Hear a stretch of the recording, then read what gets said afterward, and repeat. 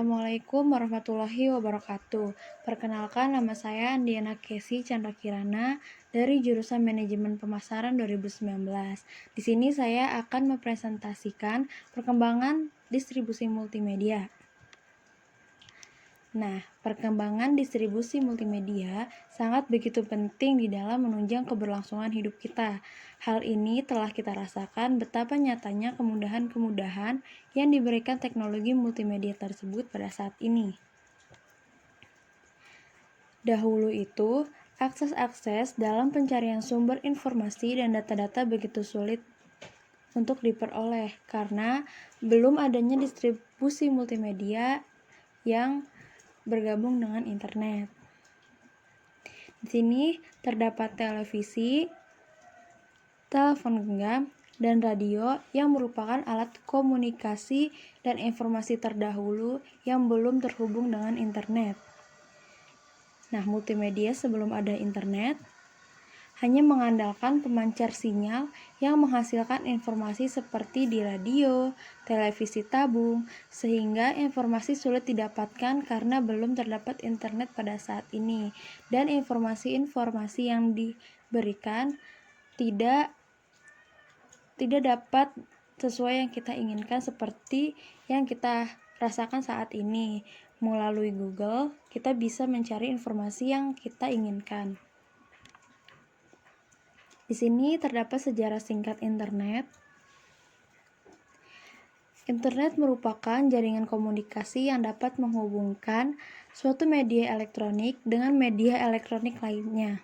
Cikal bakal internet dibentuk melalui proyek ARPANET, singkatan dari Advanced Research Project Agency, oleh Departemen Pertahanan Amerika pada tahun 1969. Nah, multimedia sendiri yang merupakan suatu sarana atau media yang di dalamnya terdapat perpaduan kombinasi berbagai bentuk elemen informasi seperti teks, grafik, animasi, video, interaktif maupun suara sebagai pendukung untuk mencapai tujuan, yaitu menyampaikan informasi atau sekedar memberikan hiburan bagi target audiensnya. Distribusi multimedia setelah ada internet ini sangat berkembang, yaitu dengan pemakaian jaringan multimedia yang mulai bercampur dengan atau melibatkan jaringan lain, yaitu dengan memakai jaringan elektronik dan jaringan media atau media sosial. Nah, hal itu membuat akses-akses pencarian data menjadi lebih mudah dilakukan dan menjadi sangat tidak terbatas. Nah, multimedia internet ini telah menghubungkan segala ujung dunia di dalam suatu sistem netting, di mana dengan sistem itulah kita dapat menemukan segala informasi-informasi yang ada. Bahkan secara pribadi, kita sendiri telah dapat memanfaatkan teknologi internet itu di rumah kita masing-masing. Jika sudah seperti demikian, maka semua jarak akan terasa jauh. Yang terasa jauh akan dirasakan semakin dekat, seolah-olah jarak yang menjadi tembok pemisah tersebut runtuh seketika saat teknologi internet multimedia muncul.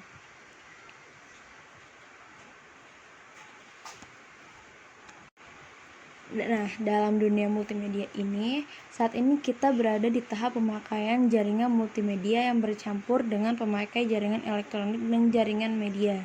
Menurut laporan dari Instat, bahwa pasar menginginkan jaringan ini bergerak dengan cepat, tetapi pada kenyataannya semua itu masih berjalan sangat lambat. Walaupun riset yang dilakukan oleh Instat menunjukkan adanya kemajuan, tetapi mayoritas pemakai masih menggunakan jaringan rumah untuk melakukan browsing di internet. Nih, salah satu macam media server distribusi multimedia yaitu pada dunia pendidikan. Seperti yang kita rasakan saat ini di masa pandemi, multimedia, apalagi multimedia internet sangat berpengaruh penting dalam proses pembelajaran kita karena dilarang untuk melakukan tatap muka dan karena adanya social distancing, maka pembelajaran dilakukan di rumah masing-masing. Nah, untuk memudahkan pembelajaran itu diadakannya video conferencing. Nah, itu memungkinkan kita untuk mengadakan konferensi jarak jauh secara visual, sehingga para peserta seolah-olah bertemu langsung dalam suatu konferensi. Ini contohnya seperti Zoom atau Gmeet yang kita lakukan untuk memudahkan kita berinteraksi dengan dosen, guru, teman, dan lain sebagainya.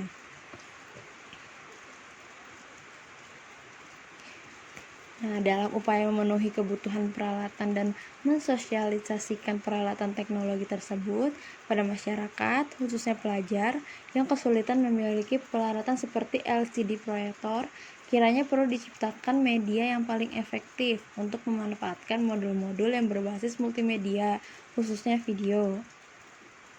Nah, intranet video yang dikembangkan dalam bentuk sistem video atau modul on demand dapat dimanfaatkan oleh masyarakat khususnya SLTA yang belum mempunyai peralatan LCD proyektor sebagai penunjang proses pembelajaran di sekolah. Dengan strategi ini diharapkan pengetahuan dan teknologi informasi dan komunikasi di beberapa sekolah atau masyarakat umumnya dapat terpenuhi. Nah, di sini terdapat macam-macam lainnya media server distribusi multimedia, yaitu ada multimedia streaming, yaitu seseorang membuat konten dan konten itu diedit atau dikompres, kemudian melalui media server dan internet menghasilkan konten yang dapat ditonton oleh semua orang. Kemudian ada broadcasting, yaitu siaran berita-berita di televisi yang sering kita lihat. Kemudian ada video on demand, itu ada YouTube, video, dan lain sebagainya yang memudahkan kita mencari informasi lainnya yang kita butuhkan. Nah, terima kasih. Di akhir video ini saya akan melihatkan salah satu contoh broadcasting.